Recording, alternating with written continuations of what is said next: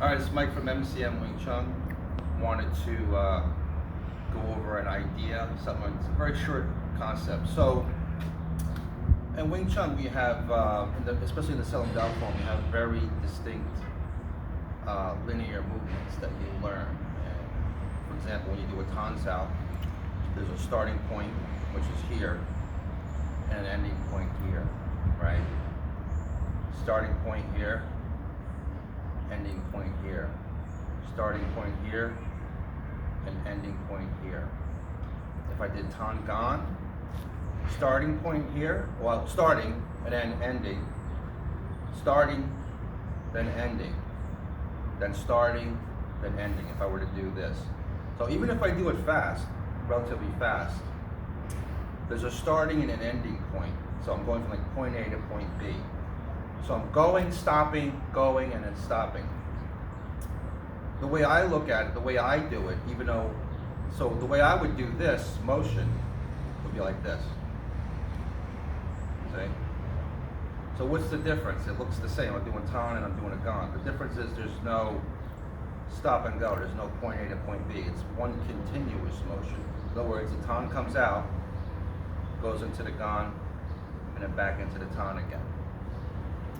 So when you're doing a drill or a chi sao or a type of sparring, if the guy threw a punch and I did a Tan, and then I did like threw a kick and I did a Gan or something like that, in between those motions from the stop and the start is the area, the vulnerability of where somebody could strike through your defense and hit you. In other words, if I went here, I went and I stopped, that's where he can hit you. Whereas if I come here and I go into the next movement without a break in the movement, there's no two movements, it's not 1, 2, it's just one motion.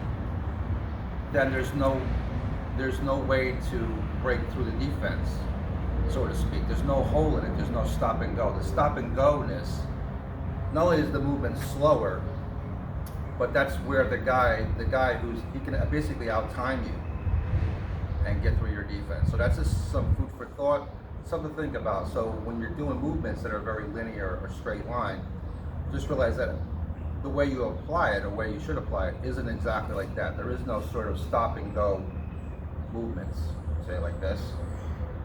It should be just one continuous motion until you strike the opponent. Even if I did Tan and a strike, it's like this. See, it's just one motion. It isn't 1, 2, or 1, 2. It's just one continuous motion. There's no break in the movement. The break in the movement is what causes